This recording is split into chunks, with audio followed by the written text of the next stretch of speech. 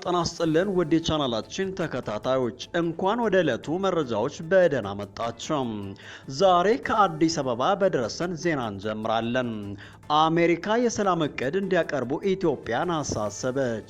የዩናይትድ ስቴትስ መንግስት የኢትዮጵያ ፌዴራል መንግስትና ታጣቂ ቡድኖችን ጨምሮ በመላ ሀገሪቱ ያለውን ግጭት በሰላማዊ መንገድ እንዲፈቱ ጥሪ አቅርበዋል።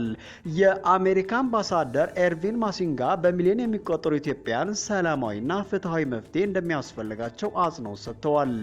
በተጨማሪም የሶማሌላንድ ፕሬዝዳንት በጅቡቲ ከፈረንሳይ፣ ኢትዮጵያና እንግሊዝ አምባሳደሮች ጋር ወሳኝ ስብሰባ አድርገዋል። ይህ ስብሰባ የቀጠናውን ሁኔታና የሶማሌላንድ በቀይ ባህር ቀንድ አካባቢ ሰላምና ትብብርን የማስፈን ሚና ላይ ትኩረት አድርገዋል። ሌሎች ዜናዎችን ስንመለከት ዩናይትድ ስቴትስ ሱዳን የኬሚካል ጦር መሳሪያ ተጠቅማለች በሚል ክስ አዲስ ማዕቀቦችን ጥላለች። ይህ ውሳኔ በሱዳን የእርስ በርስ ጦርነት ወቅት በኬሚካል ጦር መሳሪያ አጠቃቀም ዙሪያ በተነሱ ክሶች የመጣ ነው። በመጨረሻም ከጀርመን የመጣ ዜና አለን። በ2025 ጀርመን የተባረሩ የውጭ ዜጎች ቁጥር ከቀደሙት ዓመታት ጋር ሲነጻጸር መጨመሩን የመንግስት መረጃ ያሳያል። እነዚህና ሌሎች አስቸኳይ ዜናዎችን በዝርዝር እንመለከታለን። አብራችን ቆዩም።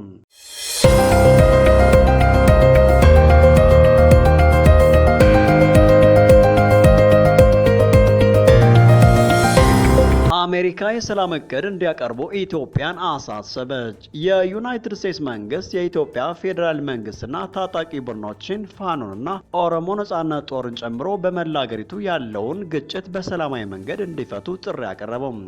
ዛሬ በአዲስ አበባ በሚገኘው የአሜሪካ ኤምባሲ በኩል ባወጣው መግለጫ አምባሳደር ኤርቪን ማሲንጋ በጦርነትና በመፈናቀል የተጎዱ በሚሊዮን የሚቆጠሩ ኢትዮጵያውያን ዜጎች ደህንነትን የሚያስቀድም ሰላማዊና ፍትሃዊ መፍትሄ አስቸኳይ እንደሆነ አጽንኦት ሰጥተዋል። አምባሳደር ማሲንጋ ሁሉም ወገኖች የፌዴራል ባለስልጣናትም ሆኑ ታጣቂ ቡድኖችን የህዝቡን ፍላጎት ከሁሉም በላይ እንዲያስቀድሙ አሳሰቡም። ውጊያውን ማቆም፣ የተፈናቀሉ ዜጎች ወደ ቤታቸው እንዲመለሱ መርዳትና ልጆች ወደ ትምህርት ቤት እንዲመለሱና የጤና አገልግሎት እንዲያገኙ ማረጋገጥ አስፈላጊ ነው ብለዋል። ይህ በእንዲህ እንዳለ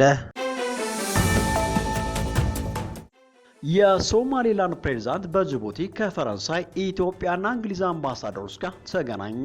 የሶማሌላንድ ፕሬዝዳንት አብዲራህማን መሐመድ አብዱላሂ ኢሮም በጅቡቲ ያደረጉት ላለው የ3 ቀናት የዲፕሎማሲ ጉብኝት አካል ሐሙስ ዕለት በጅቡቲ ከፈረንሳይ፣ ኢትዮጵያና እንግሊዝ አምባሳደሮች ጋር ከፍተኛ ደረጃ ስብሰባ አድርገዋል።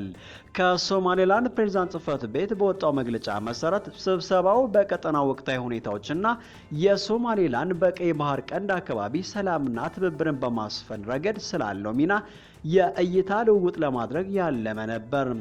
ፕሬዝዳንት ኢሮ በተለይም ለዓለም አቀፍ የባህር ንግድ ወሳኝ የሆኑትን የቀይ ባህርና የኤደን ባህረ ሰላጤ ደህንነትን በማስጠበቅ ረገድ ሶማሌላንድ ለክልላዊ ደህንነቶች ጥረቶች የምታደርገውን ንቁ አስተዋጽኦ አብራርተዋል።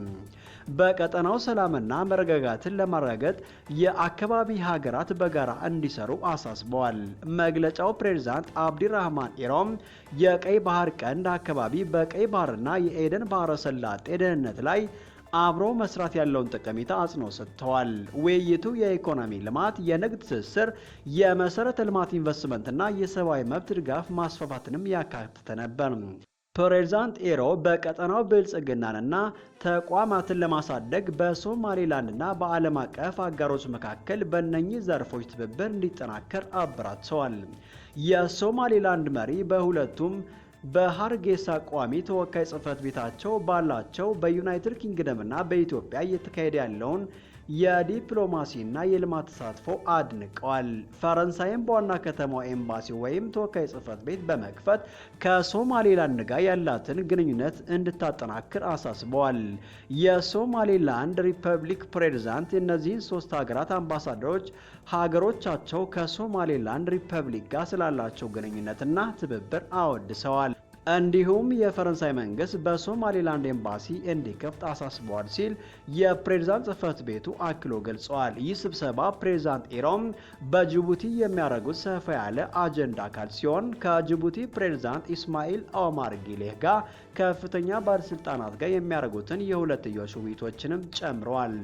ጉብኝቱ በኢሮ አስተዳደር ስር በሶማሌላንድ የውጭ ግንኙነት አቀራረብ ላይ ሊኖር የሚችለውን ለውጥ ያመለክታል። ይህም በቀጠናው ዲፕሎማሲና በዓለም አቀፍ እውቅና ላይ ያተኮረ ነው። በመጨረሻም ዩናይትድ ስቴትስ ሱዳን የኬሚካል ጦር መሳሪያ ተጠቅማለች በማለት አዲስ ማዕቀብ ጣለች። አሜሪካ በሱዳን ላይ አዲስ ማዕቀቦችን ጣለች። ምክንያቱ ደግሞ ሱዳን ከራፒድ ስፖርት ፎርሶች RSF ጋር ባለፈው ዓመት ባደረገችው የእርስ በርስ ጦርነት ወቅት የኬሚካል መሳሪያ ተጠቅማለች የሚል ክስ ነው። የአሜሪካ የውጭ ጉዳይ መስሪያ ቤት የሱዳን መንግስት የኬሚካል ጦር መሳሪያ መጠቀሙን ካረጋገጠ በኋላ ከግንቦት 28 ቀን 2017 ጀምረው አሜሪካ ወደ ሱዳን የምታደርጋቸው ኤክስፖርቶች እንደሚገደቡና የፋይናንስ ብድር ወሰኖችም እንደሚጣሉ አስታውቀዋል። የሱዳን መንግስት በበኩሉ ክሱን መሰረተ ቢስና ምንም የሚያስረዳ ማስረጃ የሌለው ሲሉ አጣጥለውታል። የሱዳን ጦርና RSF ሁለቱም ቀደም ሲል በግጭት ወቅት የጦር ወንጀል ፈጽመዋል ተብለው ተከሰው የነበረ ሲሆን ሁለቱም ወገኖች ክሱን አስተባብለዋል። ይህ ለ2 ዓመት ያክል የዘለቀው ግጭት ከ150 ሺህ በላይ ሰዎችን ሲገድል ወደ 12 ሚሊዮን የሚጠጉ ሰዎችንም አፈናቅለዋል። እንዲሁም 25 ሚሊዮን የሚሆኑ ደግሞ የምግብ እርዳታ ያስፈልጋቸዋል። አሜሪካ የትኛውን የኬሚካል ጦር መሳሪያ እንዳገኘች ምንም ዝርዝር ባትገልጽም ኒውዮርክ ታይምስ በጥር ወር እንደዘገበው ሱዳን ክሎሪን ጋዝን በሁለት አጋጣሚዎች ተጠቅማለች። ዩናይትድ ስቴትስ የሱዳን መንግስት ማንኛውንም የኬሚካል ጦር መሳሪያ አጠቃቀም እንዲያቆምና በኬሚካል ጦር መሳሪያ ስምምነት መሰረት ያለውን ግዴታ እንዲወጡ ትጠይቃለች።